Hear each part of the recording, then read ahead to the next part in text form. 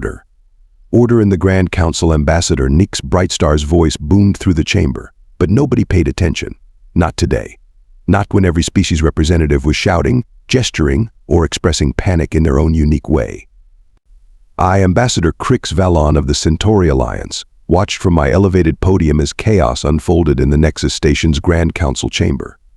The Marian delegates were changing colors rapidly between green and purple, a sure sign of their distress. The Quantum Collective's representatives, usually appearing as calm clouds of shimmering particles, had condensed into tight, aggressive spheres. "They can't just go silent," shouted Representative Zara Stone of the Proxima Confederation, her crystalline form reflecting the chamber's lights in sharp, angry patterns. "It violates 17 different sections of the Galactic Communication Protocols." I cleared my throat, my vocal sacs expanding to project my voice across the chamber.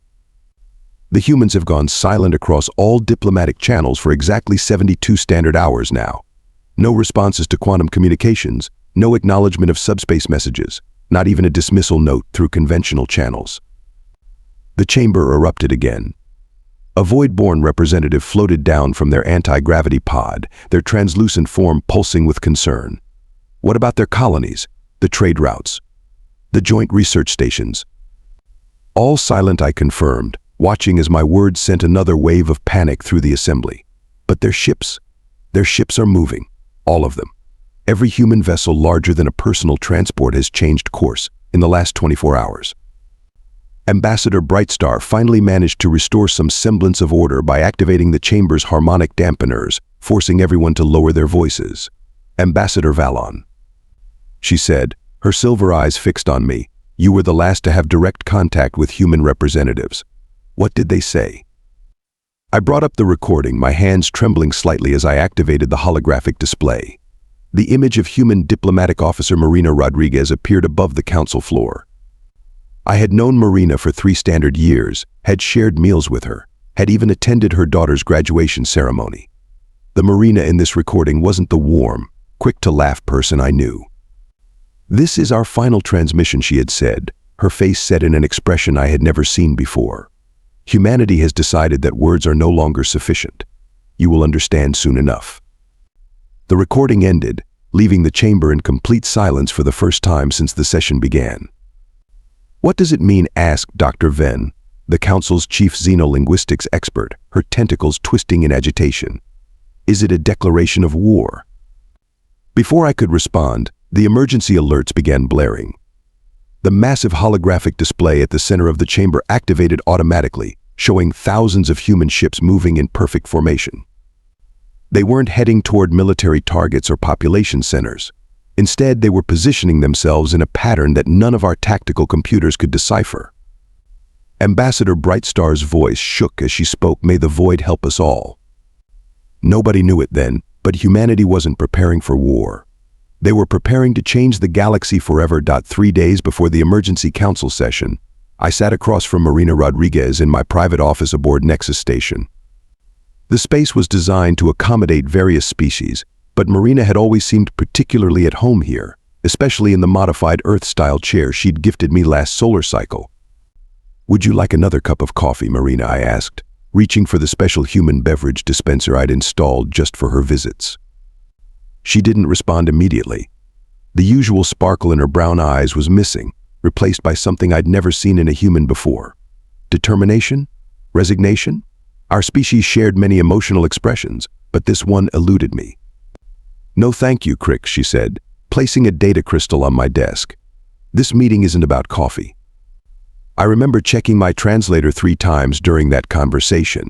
It kept indicating that her words were being accurately converted, but something felt off. Marina had always been direct, but her speech patterns that day were different. Clipped, precise, almost mechanical. "The human collective has reached a decision," she continued, her hands folded neatly in her lap.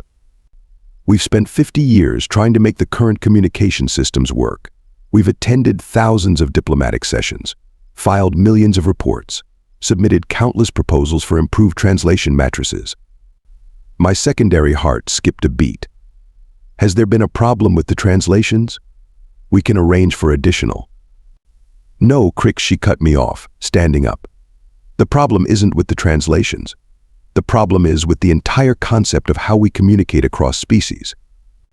The data crystal on my desk began to pulse with a soft blue light. As I reached for it, Marina's hand shot out, stopping me.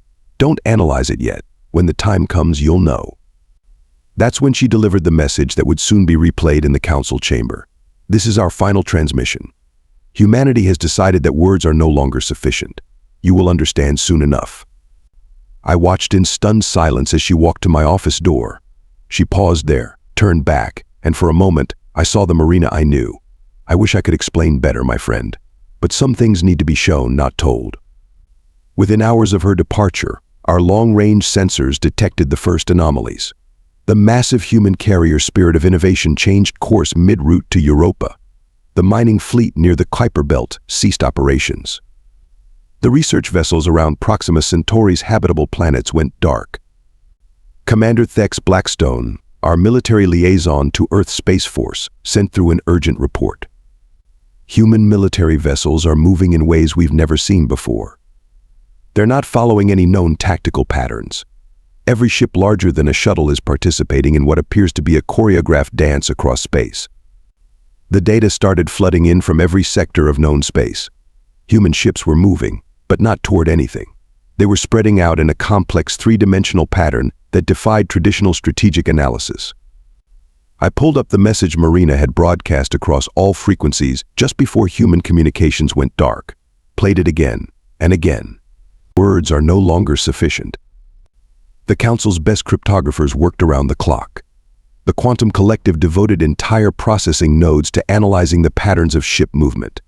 The Voidborn insisted they could sense purpose in the movements, but couldn't decipher what that purpose was. Then the data crystal Marina left began to pulse more rapidly. Commander Blackstone's final report before the council session came through. They're not arming weapons. Every human ship has diverted power to some new system we've never seen before. Whatever they're planning, it's big enough to require the coordinated effort of their entire spacefaring fleet. Looking back now, we should have known. Humans had always been fascinated by what they called grand gestures, while other species focused on incremental improvements to existing systems. Humans dreamed of revolutionary leaps. They weren't preparing for war. They weren't running away. They were about to introduce the galaxy to an entirely new way of thinking about communication itself. And all we could do was watch and wait. Commander Thex Blackstone stormed into the council chamber, his chrome-plated exoskeleton reflecting the emergency lights. As head of the Galactic Defense Force, he'd spent more time studying human military tactics than anyone else in known space. "They're not attacking," he announced, his mechanical legs clicking against the polished floor. "But what they're doing is even more concerning." The central hologram displayed the real-time movements of the human fleet. Over 3,000 ships, from massive carriers to agile corvettes, arranged in what looked like a giant three-dimensional spiderweb across space. "Look at this precision," Blackstone said, his robotic arms gesturing at the display. "Every ship is maintaining exact distances from its neighbors. No drift, no corrections, perfect formation across light years of space." I watched as he brought up tactical overlays. The human ships had positioned themselves along what appeared to be mathematical convergence points. Each vessel maintained its position with impossible accuracy, compensating for gravitational influences from nearby stars and planets without any visible propulsion adjustments. "We've sent ships to investigate," Blackstone continued, his vocal synthesizer betraying a hint of frustration. "The humans aren't responding to hails, but they're not acting hostile either. When our vessels approach, they simply adjust their formation to maintain the pattern, like a living mathematical equation." Dr. Lara Venn finished his sentence. The xenolinguistics expert had joined us on the command deck, her array of sensory tendrils waving in agitation. The next few hours were a blur of failed attempts at communication. The Quantum Collective tried reaching the humans through subspace frequencies. The Voidborn attempted their mysterious consciousness linking protocols. Even the Marians, known for their empathic broadcasts, couldn't get through. Commander Blackstone, Ambassador Brightstar called out suddenly. "What's happening to their ships?" The hologram showed new energy readings. Every human vessel began emitting unusual radiation patterns. Not weapon signatures, not shield harmonics, something entirely new. By the void, Blackstone breathed, his exoskeleton's cooling systems working overtime. They're all powering up simultaneously. Every ship, down to the smallest corvette, is channeling enough energy to power a small sun. That's when Marina's data crystal, still sitting on my desk in the council chamber, began to pulse in sync with the human ships. "Get that crystal into a containment field," Blackstone shouted, but I knew better. This was what Marina meant when she said we'd know when to analyze it. Before anyone could stop me, I plugged the crystal into the central computer core. The holographic display flickered, then expanded, encompassing the entire chamber. We found ourselves standing in what appeared to be a perfect representation of space around us, with every human ship visible in real time. Commander Blackstone's tactical systems went crazy. Energy spike, they're all firing. But they weren't firing weapons. Each ship released a pulse of pure light, connecting to its neighbors in the formation. The pulses traveled along the lines of their carefully constructed pattern, forming a vast network of interconnected energy streams. "It's beautiful," someone whispered. The energy web grew, expanded, and suddenly every piece of technology in the chamber activated simultaneously. Computer screens, personal devices, even Commander Blackstone's exoskeleton began displaying the same message in every known language. "Greetings, citizens of the galaxy. Today, humanity presents its solution to the universal translation problem. Words have always been insufficient, limited by the boundaries of language and culture. So we built something better." That's when we felt it. Not in our heads, not in our traditional communication devices, but somehow in the space between thoughts and words.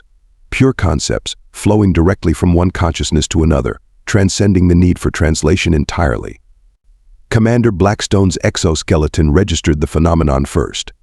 "It's not a weapon," he said, his synthetic voice filled with awe. "It's a network. They've created a galactic network for sharing pure thought." The human ships maintained their positions, each one acting as a relay node in this vast new communication system. They hadn't gone silent to prepare for war. They'd gone silent to focus every resource they had on deploying this galaxy-changing technology. Through the new network, we could feel Marina Rodriguez's presence. For 50 years. Her thoughts came through clearly, untranslated because translation was no longer necessary. We watched as meaning got lost between species, as wars started over misunderstandings, as technological progress was hindered by our inability to truly share ideas. The next transmission came from Commander Jack Sterling aboard the Spirit of Innovation, so we decided to change the rules. No more words, no more translations, just pure understanding, shared across the stars. Throughout the chamber, across species that had never truly understood each other, comprehension dawned. The humans hadn't built a weapon to destroy us. They'd built a bridge to unite us. Commander Blackstone's tactical displays were still trying to categorize the energy web as a potential threat, but even his military-grade systems had to admit the humans had achieved something unprecedented. They'd created a way for every spacefaring species to share thoughts, emotions, and ideas without the barrier of language.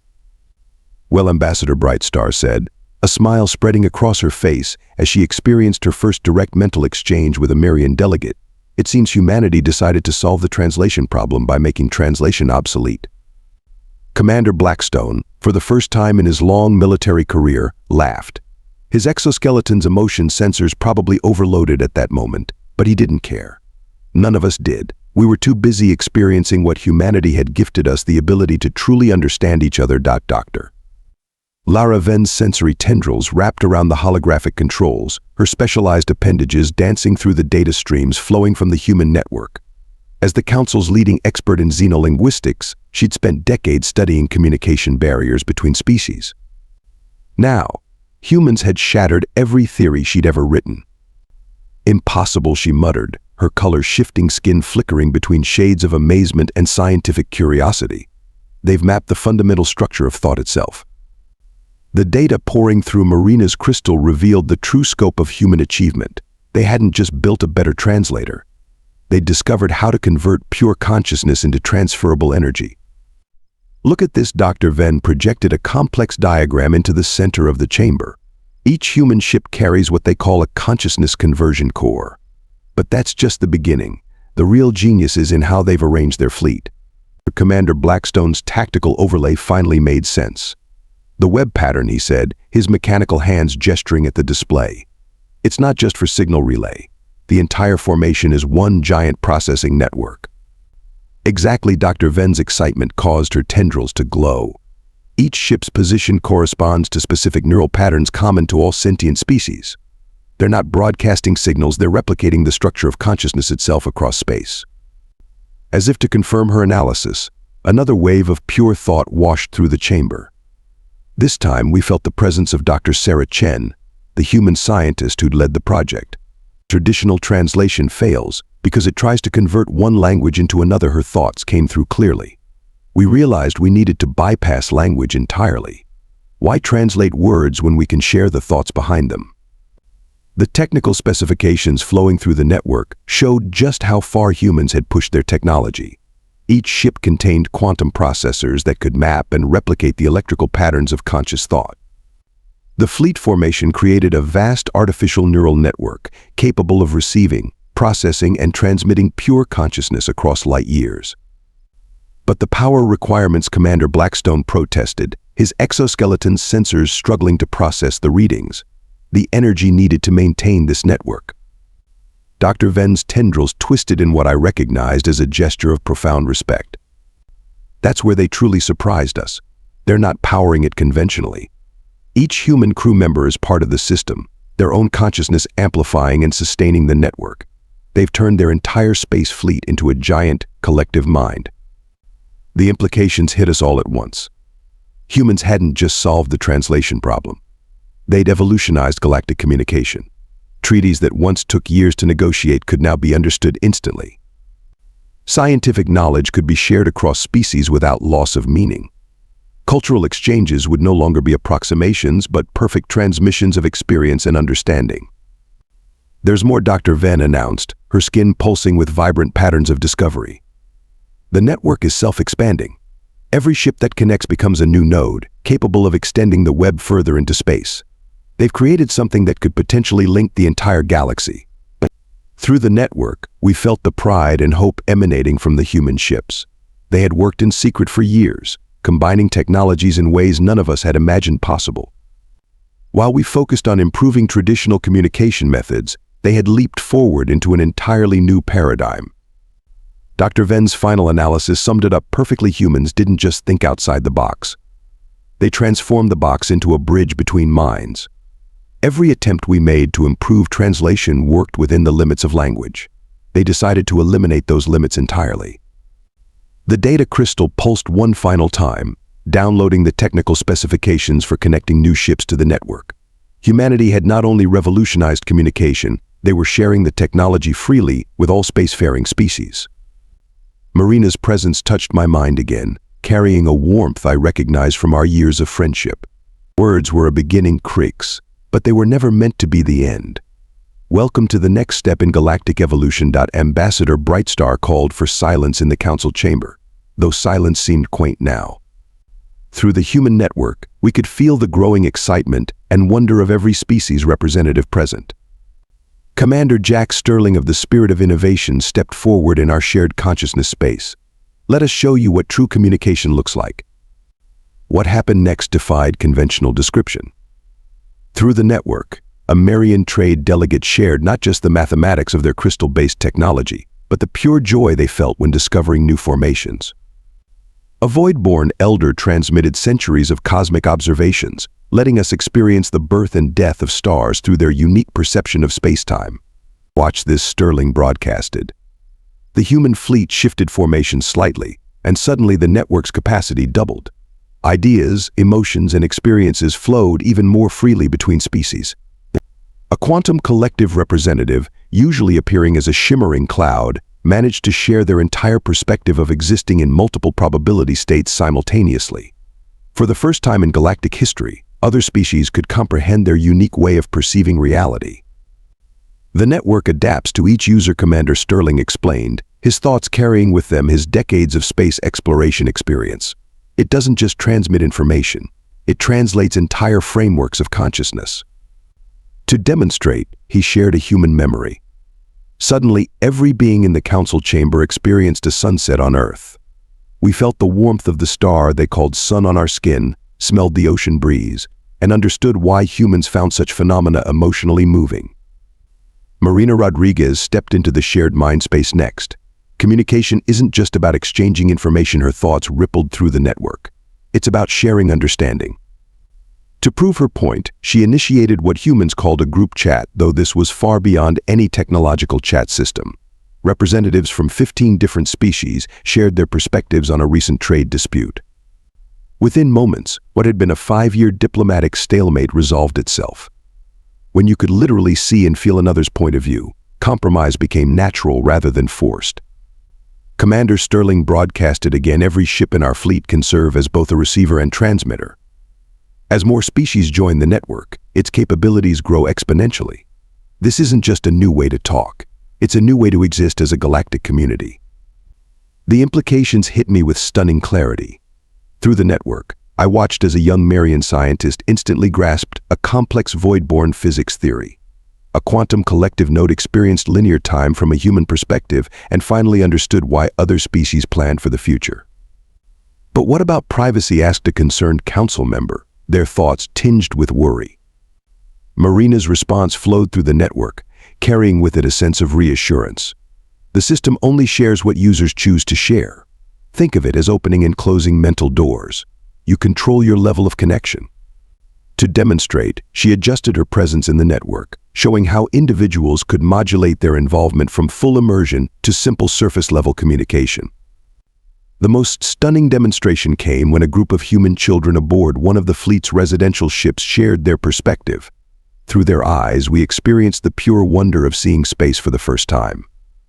Their thoughts, unburdened by traditional language barriers, spread through the network like starlight, reminding every species present of their own first moments of cosmic discovery. This is what we mean by a new language. Sterling's thoughts resonated through the connection. Not words, not symbols, pure, shared experience.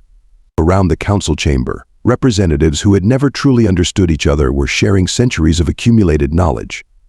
A Marian crystal song, previously incomprehensible to other species, moved through the network in all its complex beauty. A void-born shared their species' unique perception of quantum states, finally bridging a gap in understanding that had existed for generations. Marina's final transmission carried both pride and hope. We call it the Unity Network, because for the first time in galactic history, we can all truly be united in understanding. The new language wasn't a language at all. It was the pure, unfiltered truth of consciousness itself, shared freely across the stars. 10 standard cycles have passed since humanity introduced the Unity Network. From my position as Chief Ambassador of Interstellar Relations, I've watched our civilization transform in ways none of us could have predicted. The first major change came in galactic politics. The old council chamber, once filled with shouting and misunderstandings, now hosts what humans call shared consciousness sessions. When every representative can instantly understand not just the words, but the cultural context and emotional weight behind them, diplomatic relations become surprisingly straightforward. Last week, I watched Ambassador Brightstar coordinate a peace treaty between two species who had been at war for 3 centuries. Through the network, both sides shared their historical grievances, experienced each other's losses, and found common ground within hours. Commander Blackstone's role changed dramatically too. The Galactic Defense Force transformed from a military organization into what he calls an understanding and protection corps. Their ships now maintain and expand the Unity Network, ensuring every developing civilization gains access when they're ready. "You know what the funny part is," Blackstone said during our last meeting, his exoskeleton now modified to better interface with the network. "We spent decades seeing humans as the youngsters of space-faring civilization. We thought their persistence with conventional communication was a sign of technological immaturity. We couldn't have been more wrong." The scientific community experienced perhaps the most dramatic transformation. Dr. Lara Venn now heads the Galactic Institute of Consciousness Studies, where researchers from hundreds of species collaborate by sharing not just data, but entire thought processes. "Humans didn't just change how we communicate," she told me, her tendrils glowing with excitement. "They changed how we think."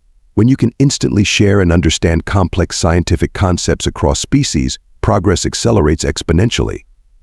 She's right. The last decade has seen more technological advancement than the previous century. When a quantum collective physicist can instantly share their understanding of probability mechanics with a human engineer, While a Voidborn adds their unique perspective on space-time, barriers to innovation simply disappear. Marina Rodriguez, now serving as Earth's senior ambassador to the galaxy, recently shared a memory through the network. It was from 50 years ago when humans first joined the galactic community. I felt her frustration as she sat through countless meetings, watching vital information get lost in translation. Felt her determination as she worked with scientists like Dr. Chen to find a better way.